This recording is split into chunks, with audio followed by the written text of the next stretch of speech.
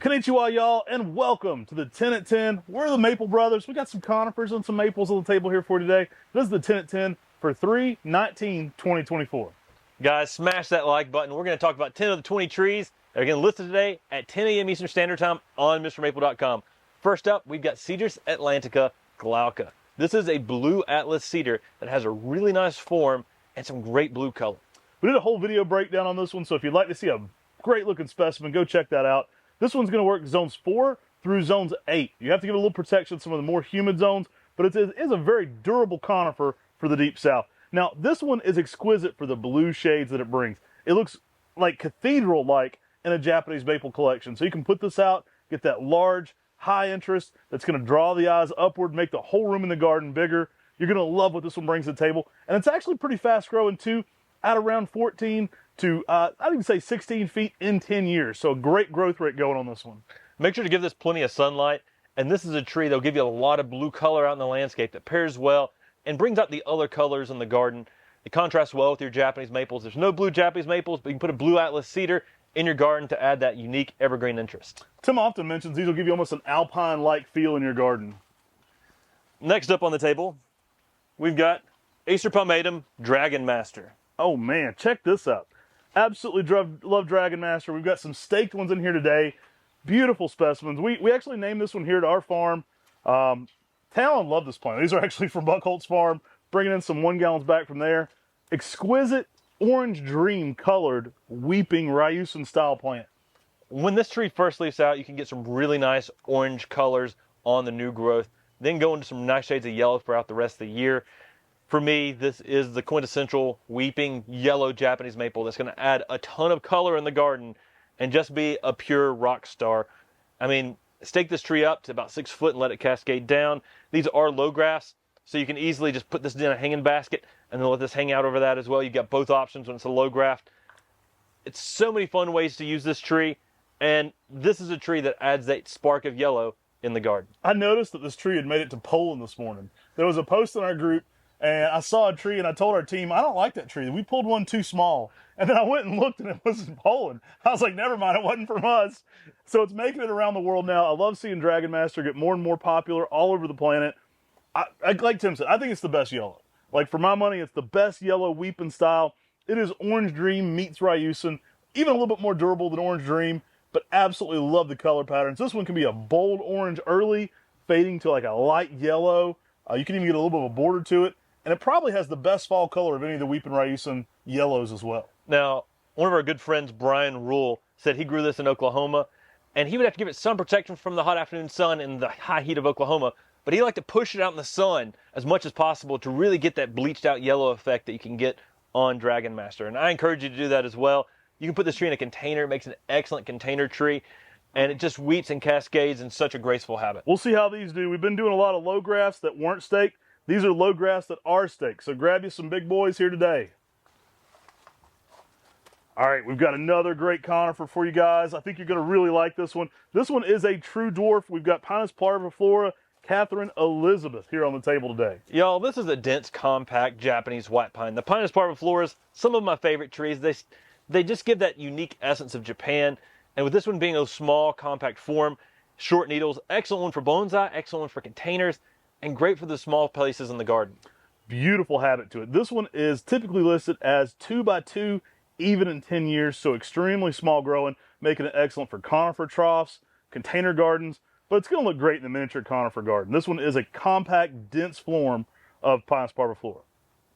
Gives you some good blue color, small spaces, great for fairy gardens, great for miniature railroad gardens. Such a fun tree to use out in the garden with some nice evergreen interests. We're cornering the market on the miniature railroad garden. That's a huge market for us. We're playing hard for that miniature railroad garden market. Hey, I think I've seen like 2 or 3 in some arboretums before. I've got a few customers that have miniature railroad gardens, but it's just so funny. Like, what is it, like 4 people watching it? Yes. We're coming for you, miniature railroad garden people. We want your business. Next up, we've got Acer Seboldianum Seki no Keon. This is a weeping Acer Seboldianum, introduced about 2010 in Japan, and it was found out in the wild, heavily cascading with that full moon-like leaf to it. They say this one was found at Nikko National Park, which is one of my favorite places to go in Japan. It is absolutely one of the most beautiful places on the earth. Lake Chuzenji is like crystal clear. We told you a bunch of times. We went there, everybody was out on the swan boats, just sailing around. There's giant Solums. There's so much beauty there. And there's Acer Solums, Acer Seaboldianums, and Acer japonicums natively there in the landscape. As the story goes, Second Keon was found there on a hike.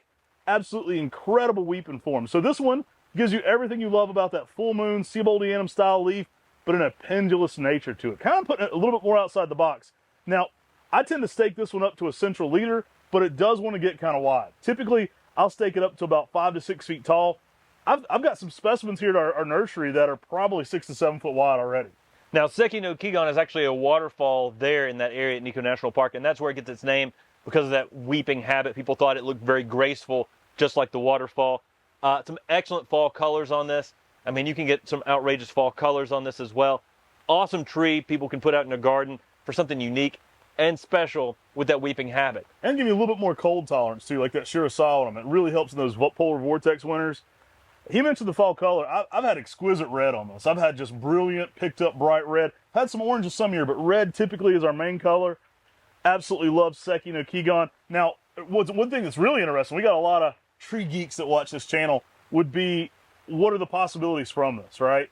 This is kind of like the Jiro Shidari or the Nakakomoto weeping of weeping Seaboldianums. So where does it go from here? I mean, maybe seedlings from this will yield a weeping dragon master Seaboldianum in the future. We'll see.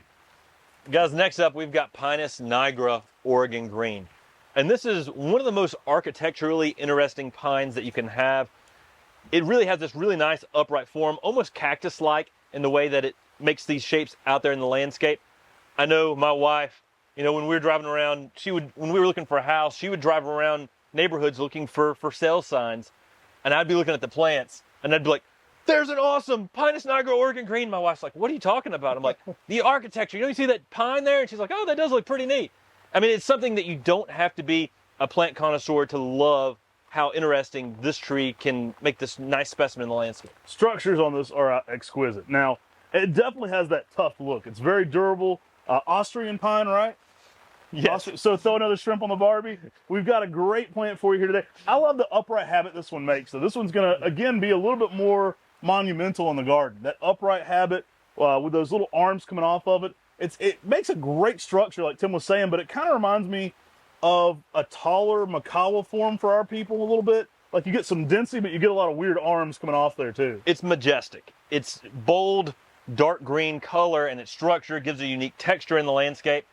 And it's going to command attention, and it contrasts well with many of your other plants because it's a different shade of green, but that texture with the way the needles curl upwards, that tuft appearance, and the way its habit is, awesome tree to put out there in the garden. Typically 5 to 6 foot, even in 10 years. Love this one. Beautiful structure to it. Very durable as well. All right, y'all, we're bringing back Acer Pomatum Elizabeth. Now, this one's going to get tricky. We've got another Katherine Elizabeth on the table. We didn't really think that one out today. Hopefully our employee who handles a lot of our shipping, Elizabeth, will get this right for you guys. Or Liz. Yeah, we've got a few Elizabeths around. Acer Pomatum Elizabeth, an exquisite dark witch's broom. This one's going to have some purplish color. And actually, one of my favorite shades has a yellowish eye to it. Compact tree, zones 5 through 9. Yeah, my favorite time is right after that maroon red, that purple red color has started to fade by about late spring. You get that yellow chartreuse green eye coming into this plant.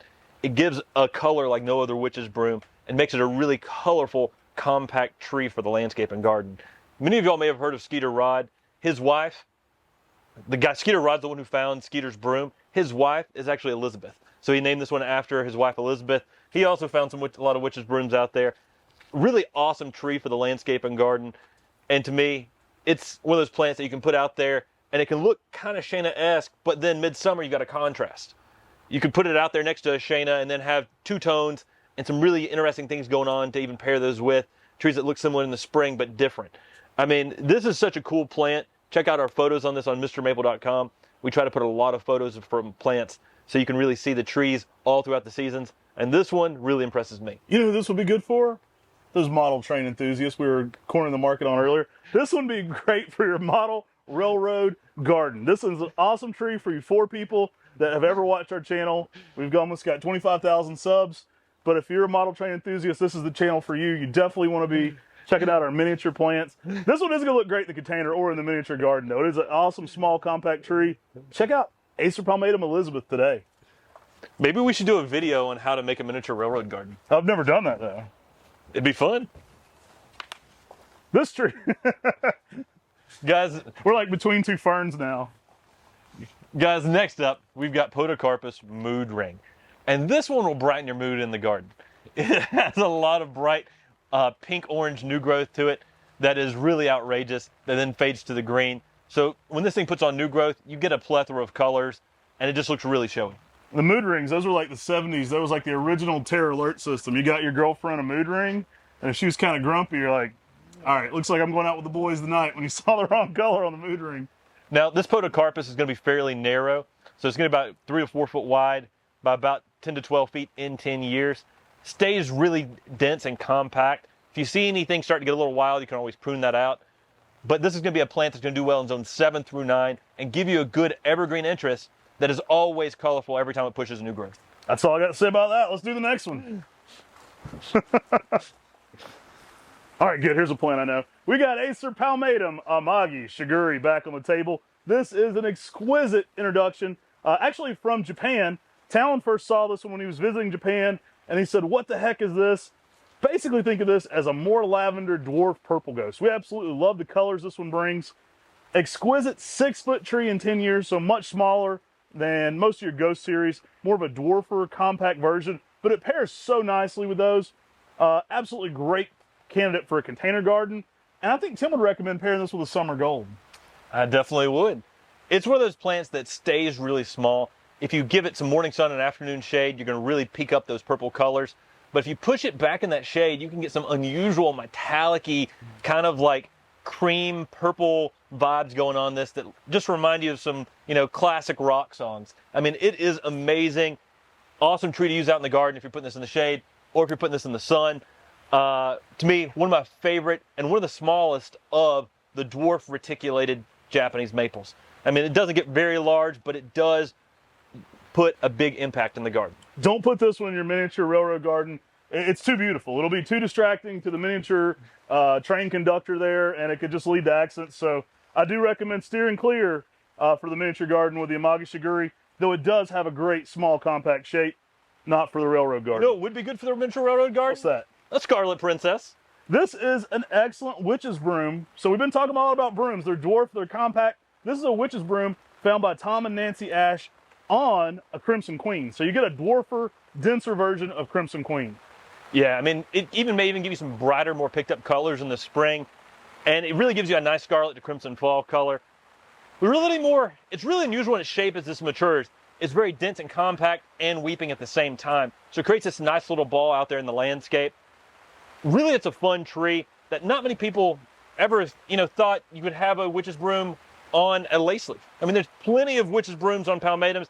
There's not many on lace leaf varieties. And that's one of the things that makes Scarlet Princess so unique. It actually has a really nice picked up pink red, absolutely exquisite colors on it. Tim mentioned a little bit, but the shape arches up some. So you kind of get a weirder shape going on.